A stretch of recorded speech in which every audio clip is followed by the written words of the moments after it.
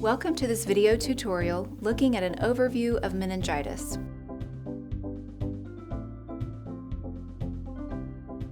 Meningitis is an inflammation of the meninges, the layers of tissue that cover the brain and spinal cord, and of the subarachnoid space, the fluid-filled space between the meninges.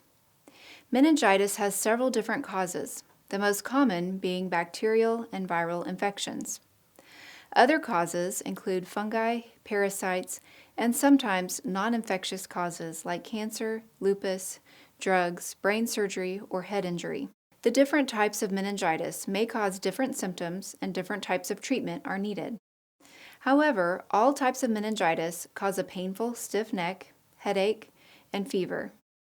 It becomes difficult or impossible for the patient to lower the chin to the chest due to pain and stiffness. These symptoms are more difficult to identify or may be absent in infants, the elderly, or people taking immunosuppressants. Bacterial meningitis is a bacterial infection of the meninges and subarachnoid space that can appear suddenly and progress very quickly.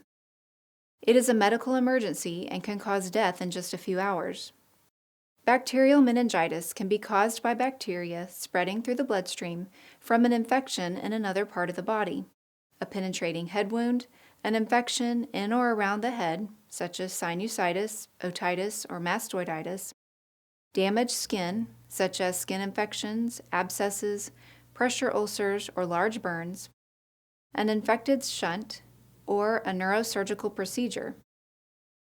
In addition to painful stiff neck, headache, and fever, symptoms also seen in bacterial meningitis include altered mental status, such as irritability or lethargy, sensitivity to light, nausea and vomiting, chills, tachycardia, heart murmurs, purple areas of skin that resemble bruises, and Kernig's sign, where the patient is unable to extend the leg when lying flat. Diagnosis is confirmed with a lumbar puncture. However, treatment is started as soon as possible, even before the diagnosis is confirmed. Antibiotics are usually effective if given promptly, and dexamethasone, a corticosteroid, is used to reduce swelling in the brain. Patients that have a weakened immune system are at a higher risk of developing bacterial meningitis. Babies and elderly are also at an increased risk, as well as people gathered in large groups, such as college campuses. How the bacteria is spread depends on the type of bacteria.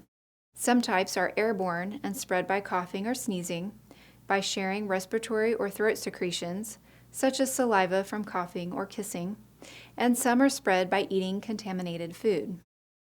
When the immune system is weakened and cannot effectively attack the bacteria that has invaded the meninges and subarachnoid space, the result is inflammation, meningitis, which can also cause complications such as blood clots, cerebral edema, intracranial pressure, excess CSF in the brain, inflammation of cranial nerves resulting in deafness, vision problems, and other nerve problems.